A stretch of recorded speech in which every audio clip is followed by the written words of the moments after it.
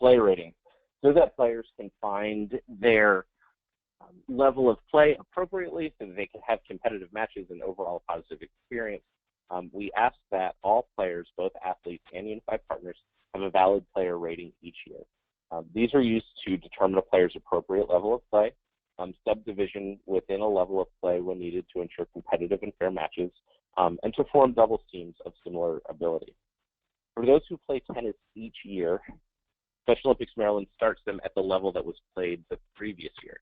So players will not move to a lower level year after year. So if someone comes in playing level 2, the lowest that they will play the following year is level 2. We hope that through continued practice and training, they'll improve throughout the season so that hopefully they'll be able to move up layers and levels and continue to find challenge in the sport. So this provides an overview of how to conduct a player rating. We encourage that the player rating is done by an individual who's not the coach, who can look at it without prejudice. And it's also important to note that in Special Olympics, we do not use the USTA rating system. Our numbers are a bit different, as you will see on the scorecard following this slide. So ratings will begin as simulated singles matches. So it's important to find 2 players of similar ability. We start them on the orange ball, which is a good kind of middle of the road at that 50% compression to start out the simulated match. And once players start exhibiting that, they're covering the court well, they're able to control the ball, we would introduce the green ball and move them up from there. So to get a good idea of, is this right where they should be? Can they, move up a bit? It's flexible within that player rating. So we want to make sure that they can exhibit court coverage, ball control, and then we can move them up or down within that rating session as needed. So the first step for 2 minutes, the rater will throw in a ball and encourage rallies. So we want to see, can they control a ball and hit to the person on the other side of the net, and help gauge placement and control. Do that for about 2 minutes, make sure each player has the opportunity to hit both forehands and backhands. Okay. And then after that, we will throw in a ball and play out a point. So rather than just hitting it back to the person that's on the other side of the net, it will be a simulated point, so that they can, the rater can get an idea of court coverage, get an idea of hitting it to where the other player is not. There's opportunities to see volleys, forehands, and backhands, and more movement in there. So just doing that for about 2 minutes. And after that, we look at serve, so both from the do side and the ad side, which we will explain. Each player will serve twice from each side. The player receiving will return. You get to see returns of serve, and again, get to see them rally, the players rally, and see how they do. So this is the rating form. You can see players are rated on movement, forehand, backhand, volley, return of serve, and serve. In everything but movement, players are rated 1 to 4, and their total score is added up at the end for their individual rating. One thing that is important to note, because the movement category does go to 5 points, movement is weighted heavier by a little bit than stroke. So getting an idea of what that court coverage is will be important. The other thing to remember when looking at movement is that if someone is playing doubles, they're only going to have to cover half of the court. So while someone may be having a challenge with singles and covering both sides of the court, front and back, left and right, in doubles, they only have to cover half the court. Many of our athletes do play doubles, so that's just something important to remember when considering ratings. So as, as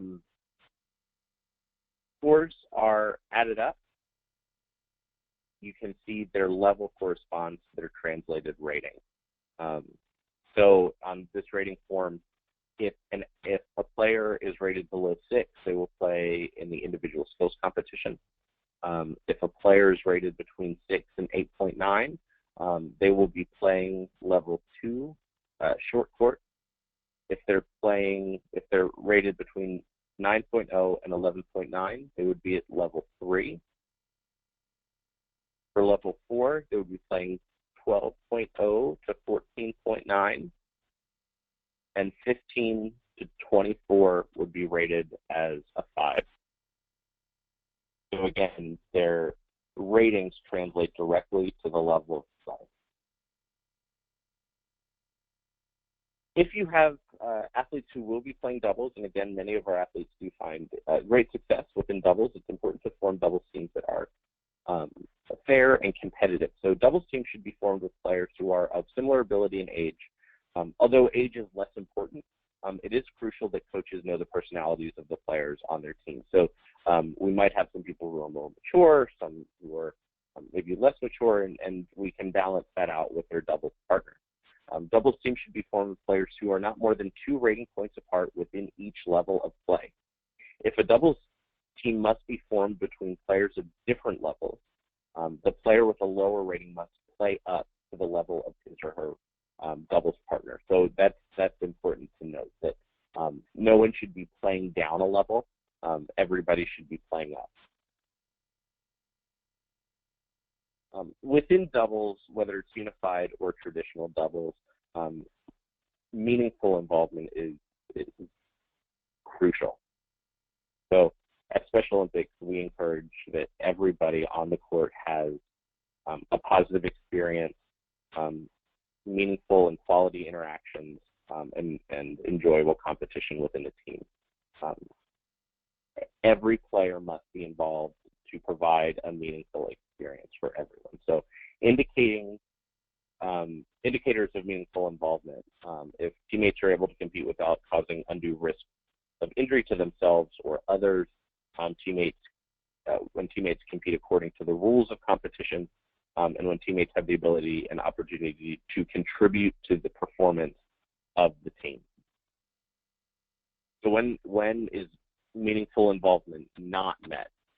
When one player acts as an on-court coach rather than a teammate. When one player controls most aspects of the competition during critical periods of the game. When doubles teams don't train or practice regularly and only show up on days of competition. And when one player needs to dramatically lower their level of play so they do not hurt others or control the entire game. Those 4 things would be indicators that meaningful involvement has not been achieved, and maybe we have to look at different doubles teams. Now, certainly this is not an exhaustive list. These are just some specific examples that we would commonly see in tennis that might indicate that doubles teams may need to be reformed. So playing tennis, like we talked about, it's a great sport. We want all of our athletes to be successful. And so a great way for our athletes to enjoy it is to get out and play. So individual skills competition. At level 1, individual skills competition is a great way for our athletes to be introduced to the various strokes within tennis, gain confidence in their skills, and then hopefully in future seasons be able to apply that to match play. So one of the things that individual skills competition assesses are volleys, both forehand volleys and backhand volleys. As you can see, for both forehand volleys and backhand volleys, ball feeders toss 5 balls in a row to a player's forehand volley, and then 5 times in a row to a player's backhand volley.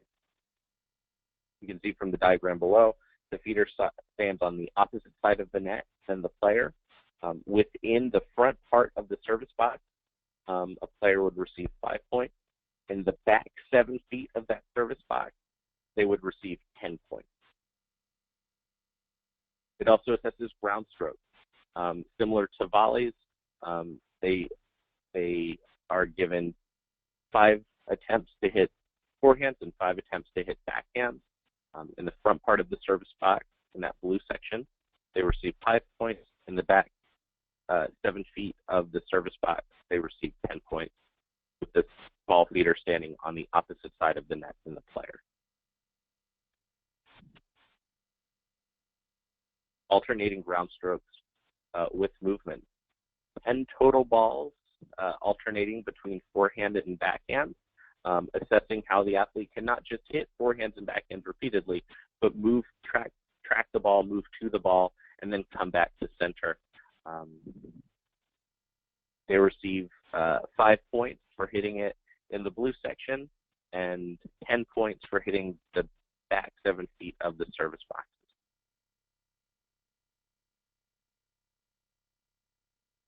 And finally, serving. They have 5 attempts to hit from each service side, the do side and the at side, and they have to hit a legal serve, and it has to land in the correct service box. So they receive 10 points for hitting the ball in the correct service box. For every ball they hit correct, they get 10 points, and 0 points if it's false. So again, a great way for them to gain confidence in volleys, their ground strokes, forehands, backhands, and their serves, and a great way to encourage players to continue improving. As players continue to improve out of the individual skills competition, they have the opportunity to play matches, both short court and full court. The format for playing either short court or full court are identical. So we'll walk through the process of match play now. So scoring in tennis can be tricky, and we understand that. So to break it down, the biggest component of a match is made up of sets. A set is a group of games that must be won in order to win a match. To win a match, you must win 2 out of 3 mini sets of 4 games, and sets must be won by a margin of 2 games, with a match tiebreaker at 1 set apiece. Games, on the other hand, are a group of points that must be won in order to win a set. Rather than using traditional tennis scoring of love 15, 30, 40 games, Special Olympics uses 0 or love 1, 2, 3 in games. Special Olympics Maryland has no ad scoring, meaning when the score is 3-3 in the game, the next point wins. And it's always important for the server to announce the score before each point, saying his or her score first. So within a game, they would say the point 1, so that might be 3 serving 1 or 2 serving 0, and at the start of each game, they would say the game score as well. Starting the match.